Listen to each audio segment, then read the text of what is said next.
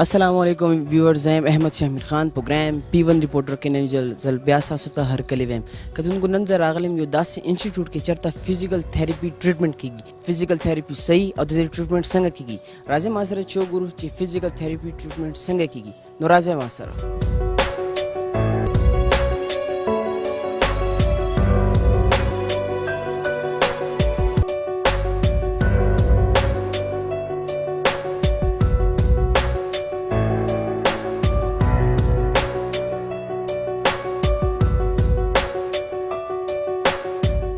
विवर डेटा मासर मौजूदी शाकिरुल्लाह साहब दी दल क्लिनिक इंचार्ज और राजी दी सर लग दे इंस्टीट्यूट हवाले सर खबर अस्सलाम वालेकुम सर अस्सलाम वालेकुम सर सिंगे दास तासुखी जी तब अल्लाह सान सर दे क्लिनिक हवाले सर लग दे व्यूअर्स ब्रीफली लग एक्सप्लेन कीजिए द फिजिकल थेरेपी सही और जो ट्रीटमेंट संग कीगी फिजियोथेरेपी खो बेसिकली چې د نیورو چې د نیورو ماسکولوسکیلیټل چې کوم ډیسارډرز دي کنه لکه د موږ د موومېنټ سره چې کوم کنسرن دي نو بیسیکلی چې د لکه موومېنټس کم ډیسارډر راځي جوړ صحیح کار نه کوي پټه صحیح کار نه کوي یا چې د رګونو چې د کمزوروالی په وجه چې د جسم صحیح طریقو سره کار نه کوي نو هغه شی چې د موږ دلته ډیل کوو لکه د جوینټ مسله شي یا چې د فالج مسله شي یا چې د ملا خوږیږي د ملا سره ارکولنسا تکلیف دا چې د سټ خوږیږي سټ سره چې د لاس تر راځي دا چې فروزن شولډر شي دا چې شان دي چې د سټروک شي د سټروک چې د میډیکل چې کوم مینجمنت ته هغه خو چې د ډاکټرانو کی دا غیر پسته چې د هغه چې کوم د لاس او خو چې د کم کمزورتیانی یا چې د چاته لکوو شي یا د ماشومان فالجی نو هغه چې د مونږه د موومېنټ ساينټیست یا د موومېنټ ډاکټر په ذریعہ چې د مونږ دلته ډیل کوو بیسیکلی دا چې د IPM&R د کډنی سنټر سره چې د نږدې چې د زمونږ یو کلینیکل سیټ اپس ته بیسیکلی 2 کلاس چې د مونږ سره دلته او باقي چې د 3 کلاسز چې د زمونږ د KMU چې مین کیمپسز دی عملته چې د پروواید کیږي सर दल क्लिनिक के कम इक्विपमेंट्स कम मशीन्स अवेलेबल दी دلته خو دا ګورنمنت سیټ اپس ته هایلی سوفیسټیکیټډ ماشینری چې دلته پرچیز شوی دا او موږ چې د نور کوټیشن سم ورکړي دي ان شاء الله چې د ودین ا کپل اف مانثس کې به د نور ام ایڈوانسمنت راشي بیسیکلی دلته چې د لکه NRF چې د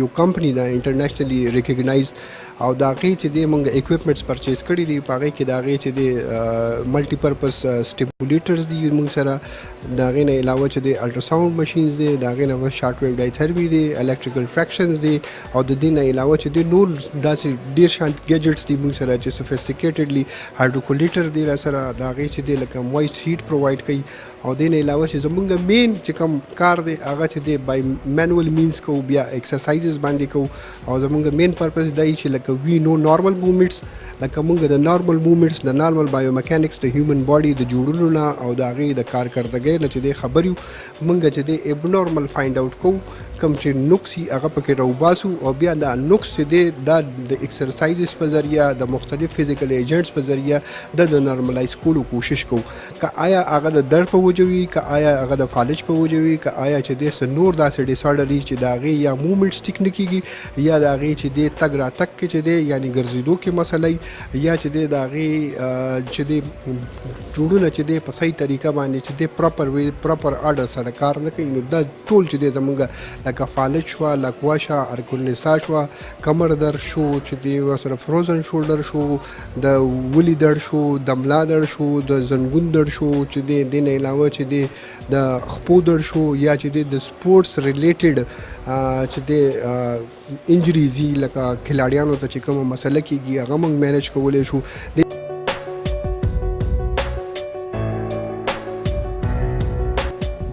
دا موږ سره جم دی جی دا ټریډمیل دی دا ایروبیک ایکسرسایز لپاره د ګیټ ټریننګ لپاره پیشنټس چې کله کوم ګرځېدی نشي یا چې د کارډیو پلمونري انډورنس کمی نو هغې دپاره موږ دا ټریډمیل استعمالو دا موږ سره سټیشنري بایک دی یو ټریډمیل موږ سره هغه دی بیا دې نه علاوه چې دی موږ سره دا د ګرځېدو دپاره کم پیشنټ چې دی ګرځېدی نشي ګیټ ټریننګ ولا په دغه ورکوو دا موږ سره سټیرز دي او دا راکینګ بورډز دي دغه پیشنټ چاته د بیلنس ایشوز دي چاته د پوسچر یا د سټروک پیشنټس نو هغه موږ چې دی دلته ټریټ کوو بیلنس او چې دی د ګیټ چې کوم ډیسارډرز دي هغه موږ دلته ټریټ کوو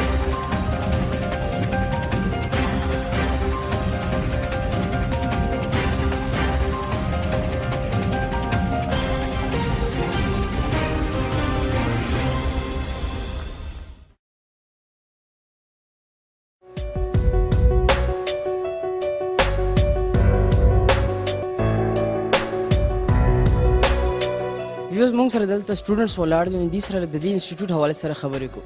السلام علیکم. وعلیکم سلام. څنګه تاسو؟ شکر د الله فضل تاسو څنګه یې؟ الله احسان. تاسو نوم؟ ما نوم ایاز الدین خټک. ایاز تاسو دلته څه سټوډنټ یې؟ او زه دلته سټوډنټ 4th ایئر یم. لاست ایئر دی؟ نه 4th ایئر دی.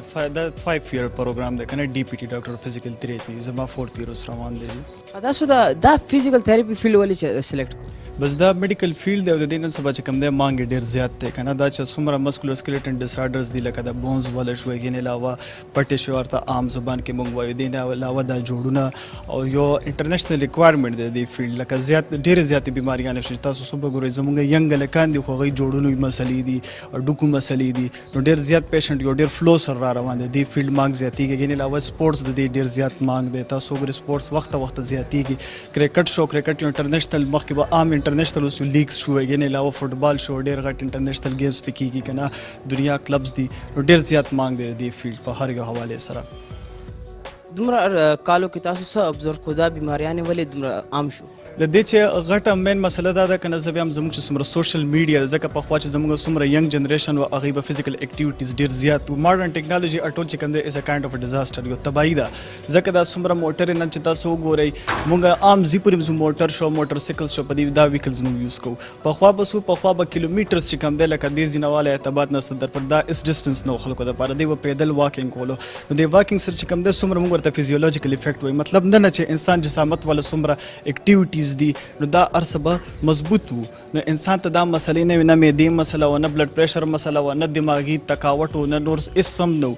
او نن سبا چې څومره ټیکنالوجیز دي دا انسان یوز کوي او فزیکل اکټیویټیز نشته دی. مونږ ګرځو نه مونږ نور گیمز نه کوو چې گیمز دي مونږ ټول کمپیوټرز لیپټاپس په دې څیزونو باندې گیمز کوو. سوشل نیټورک شو مونږ ټول ټایم په فیسبوک باندې په دې څیزونو باندې یوز کوو ویسټ کوو او نور زمونږ فزیکل اکټیویټیز نشته. نو دې ته لاسه چې مونږ څومره ځوانان دي هغوی کې هر قسم کې بیماریاں پیدا کیږي. ځوانانو دا حل نه شي بیا اولډ ایج ته رسي نو هغوی ټول چې کوم دی هر قسم کې بیماریانو جوړه شوي وي. صحیح شو. ډېره مهرباني.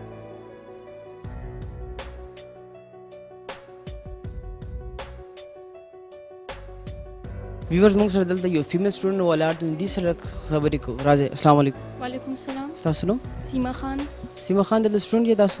او جی زه د 4th ایئر سټوډنټ یم. 4th ایئر سټوډنټ یې. سیما تاسو هم فیمیل یې تاسو نه دا کوشن کوم چې نن سبا د فیمیل جوینټس او د بیک بون ډېر ایشو وي ډېر پیني د څه وجه ده او د دې څه سولوشن ده؟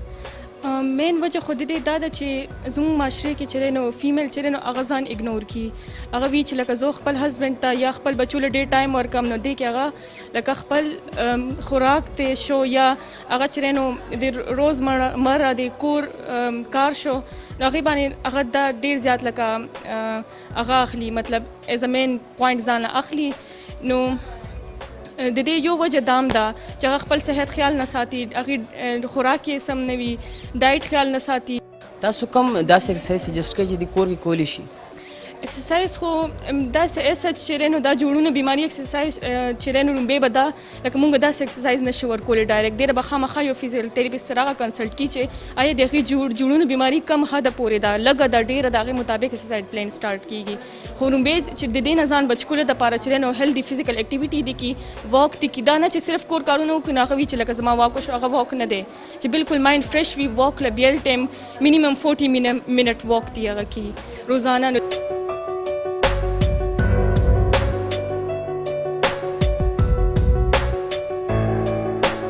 ویورز یو داسې سټوډنټ سره ناست یم چې هغې مخامخ 2 بکس پروت دي دې سره به خبرې کوو چې دې بکس دې سره څه لینک دی. السلام علیکم. وعلیکم السلام. څنګه تاسو؟ شکر الحمدلله. ستاسو نوم؟ عبدالله مې نوم دی. عبدالله د دې انسټیټیوټ کې سټوډنټ یې؟ بالکل جی زه د خیبر میډیکل یونیورسټي سټوډنټ یم او دلته IPM&R انسټیټیوټ اف فزیکل میډیسن اینڈ ریهیبلیټیشن کې د DPT کورس حاصلوم او زه چې کوم دی د اندې شمس القمر صاحب نوسې یم او دا 2 کتابونه چې کوم دي نو دا هغې لیکلي وو. په دې کې دا یو فخر افغان حضرت باچا خان بابا باندې لیکلو دا چې کوم دی هغې په خپل ژوند باندې چاپ کړو او په خپله باندې دغه کړو د هغې په خپله نګرانۍ کې چاپ شوی دی. د هغې نه پس چې کوم دی دا 2 پیمانه د غزل د هغې کتاب دی دا د هغې د وفات نه پس چاپ شوی دی. د دې د کمپوزنګ چې کوم کار و هغه د هغې په ژوند شروع شو خو بس هغې چې کوم دی نو زموږ نه لاړل او ژوند کتاب یې چې کوم دی د هغې د ژوند نه پس چاپ شو څنګه چې هغوی وایي په خپل شعر کې چې زه په دغه لار د باد په څیر شوم ګل ته مې سلام وکړو او تیر شوم، نو هغوی مونږ ته تاسو ته ټولو پښتنو ته یې سلام وکړو او خپله شاعري یې مونږ ته پرېښوده او لاړل زمونږ نه. او تاسو مونږ ته اندیز صاحب څه کلام سناو؟ جی جی ولې نه، ضرور بالکل زه به تاسو ته د هغوی کلام واورم. دا د هغوی یو نظم و، د دې هغوی به چې کوم دی نو دا 21 فروری د نړیوالو مورنیو ژبو نړیواله ورځ ده، نو هغوی به همیشه کوشش کوو چې په دغه ورځ باندې به هر کال د پښتو متعلق یو نوی نظم یا غزل لیکو. نو هغوی د پښتو متعلق یو نظم لیکلی ستاسو وړاندې پیش کوم. پس څه د مروره چرته تلې د پښتو، دا ولې په دې ښار کې داسې غلې د پښتو، د بل سره خو خیر ډېرې بانې ډېر جوابونه، دا ما او تا په څه باندې کږلې د پښتو. نه اورمه زه نغارې د ازادۍ، زما چې پکې بند په بند تړلې د پښتو. هم اورو هم یې وایو، نه یې لولو نه یې لیکو، مونږ څه په ناشنا ډول منلې د پښتو.